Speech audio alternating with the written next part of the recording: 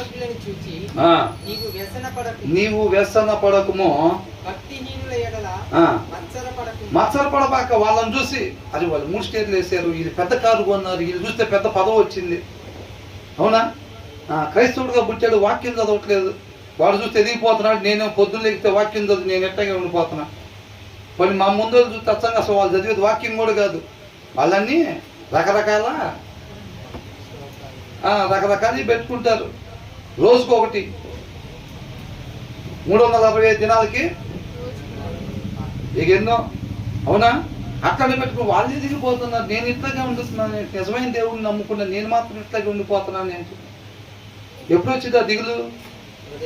ఉదయంలో వాక్యం సరిగ్గా లేకపోతే, ఆ పునాదులు కలిగిన ఆ పట్నం వైపు చూపు లేకపోతే ఆ నీరసాలన్నీ వస్తాయి, దిగుళ్ళన్నీ వస్తాయి. ఆ సింప్టమ్ మనలో కనపడుతుందంటే నీ హృదయం ఉండాల్సిన రీతిగా లేదు, దాంట్లో కావాల్సినంత వరకు వాక్యం లేదు. ఇవన్నీ కూడా సింప్టమ్స్ అన్నమాట. అందుకని నేను దుర్మార్గులను చూచి నీవు వ్యసన పడబాక. వాళ్ళు కొత్త కొత్త వస్త్రాలు, విలువైన వస్త్రాలు 10,000 పెట్టి శారీ కొన్నారు క్రిస్మస్కి. మొన్నే పోయిన సంవత్సరం ఫ్లోర్ వేసేది, వాళ్ళు ఫ్లోర్ వేస్తున్నారు. మళ్ళీ వాళ్ళు కార్లు మారుస్తున్నారు. వాళ్ళు చూస్తే ఇంత కట్నాలు ఇచ్చి మంచి మంచి అల్లుడిని లేకపోతే కోడల్ని తెచ్చుకుంటున్నారంట. మన చుట్టూ ఉండే వాళ్ళు అందరూ వాళ్ళే కదా ఉండేది. అవునా? అది ఎవరి దగ్గర చెప్పరు, మన దగ్గర చెప్తారు. 15 లక్షలు దాచానన్న, ఫిక్స్డ్ చేసా పిల్లల పేరు మీద. ఎవరు చెప్తారు? మనకే చెప్పేది వాళ్ళు. ఎలిగే తీర్పాలను ఆర్పటమే వాళ్ళ పని. అవునా? ఎక్కడున్నా ఎత్తుక్కుంటూ పోయి అవి చెప్పిరని అంటాడు అపవాది. శుభ్రంగా వచ్చి అన్న పిల్లల పేరు మీద 15 లక్షలు వేసానన్న అంటాడు. వాళ్ళని చూసి వ్యసన పడబాక, మత్సర పడబాక.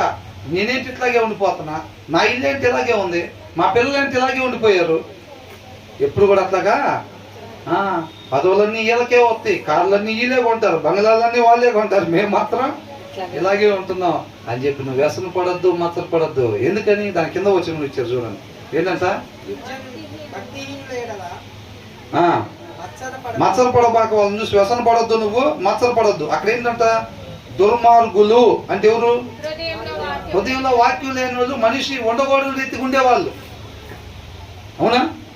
మనిషి ఉండకూడని రీతిగా ఉండేవాళ్ళు. వాళ్ళని చూసి నువ్వు వ్యసన పడబాక. కింద ఎవరంట? భక్తిహీనులు అంటే వాళ్ళు కూడా ఉండకూడని రీతిగా. ఒక మనిషి ఎలా ఉండకూడదు అలా ఉంటారు అన్నమాట. ఇది అర్థమవుతుందండి? వాళ్ళని చూసి నువ్వు వాళ్ళ ఎడల మత్సర పడద్దు. దాని కింద వచ్చి ఏమంటున్నారు? దుర్జనుడు అంటే మంచి జనుడా కదా? మంచి జనుడు కానివాడు, ఒక జనుడు ఉండకూడని రీతిగా ఉండేవాడు అని. అవునా? దుర్జనునికి